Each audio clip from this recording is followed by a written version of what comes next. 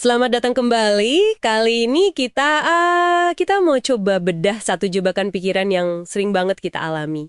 Yakinan kalau ada semacam kekuatan penyeimbang kita di alam semesta, apalagi kalau soal keacakan. Kita akan fokus ke gambler's fallacy atau kekeliruan penjudi. Sumber kita dari buku Rolf Dobelli, The Art of Thinking Clearly, bab 29. Judulnya lumayan nyelekit nih. Mengapa kekuatan penyeimbang alam semesta itu omong kosong? Nah, kita mau lihat kenapa sih keyakinan ini keliru bahkan bisa bahaya. Kita pakai contoh nyata aja ya, biar kebayang.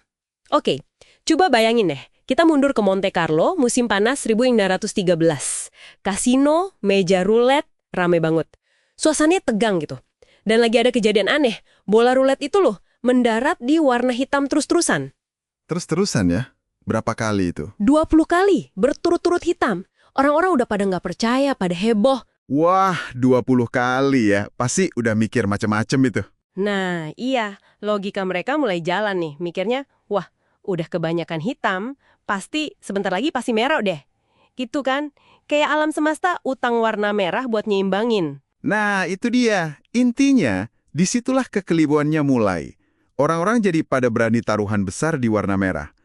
Dan anehnya, tiap kali bola itu mendarat di hitam lagi, mereka bukannya ragu, malah makin yakin kalau putaran berikutnya pasti merah. Makin nekat ya berarti. Iya, makin digandain taruhannya.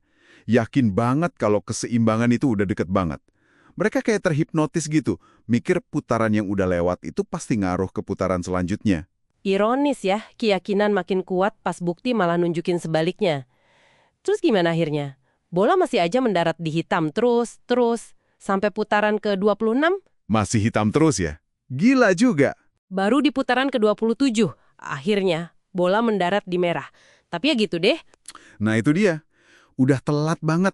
Pas merah akhirnya keluar, para penjudi itu udah keburu. Ya ampun, udah kehilangan banyak banget. Jutaan franc ludes dalam semalam. Cuma gara-gara percaya sama kekuatan penyeimbang yang sebenarnya nggak ada.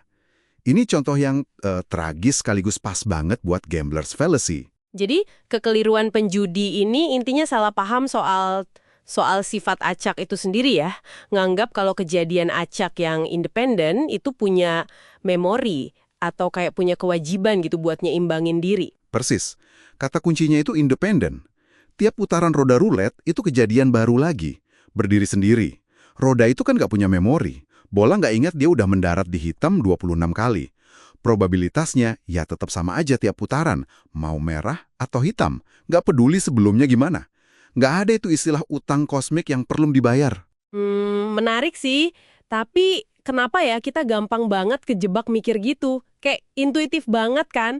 Misalnya lempar koin nih, keluar gambar 5 kali. Rasanya pasti banget berikutnya angka. Ya, karena otak kita itu emang dirancang buat cari pola, cari makna, cari keseimbangan. Itu kan penting buat bertahan hidup ya, kayak ngenalin musim, nebak perilaku. Tapi ya itu, kemampuan ini jadi bumerang kalau kita pakai buat kejadian acak murni. Kita jadi ngelihat pola padahal nggak ada polanya. Ngarepin keseimbangan padahal ya cuma probabilitas aja yang jalan. Kita emang agak susah nerima ide soal keacakan murni. Oh, jadi ini semacam fitur otak yang berguna tapi salah tempat gitu ya? Mencoba nyari keteraturan di tempat yang emang nggak teratur. Gak cuma di meja judi loh. Coba bayangin investor mikir, wah, saham ini udah turun terus, pasti bentar lagi naik nih. Ah, iya bener juga. Atau hal sepele deh, nunggu bus. Udah 3 bus lewat penuh terus, yang berikutnya pasti kosong dong.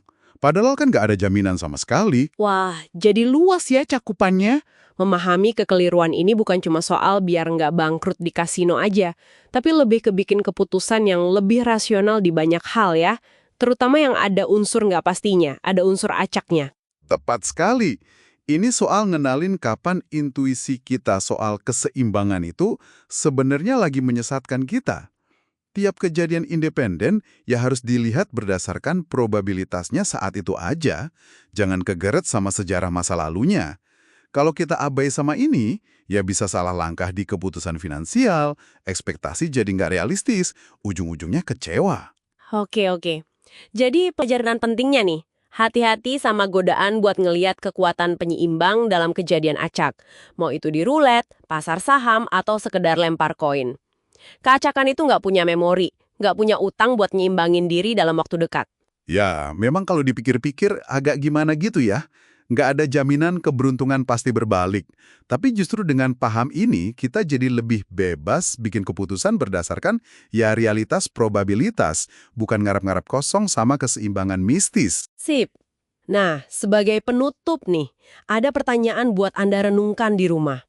Selain contoh-contoh tadi, coba pikirin deh, di area mana lagi dalam hidup Anda, mungkin kerjaan, hubungan, atau harapan sehari-hari Anda, tanpa sadar ngarepin kekuatan penyeimbang ini?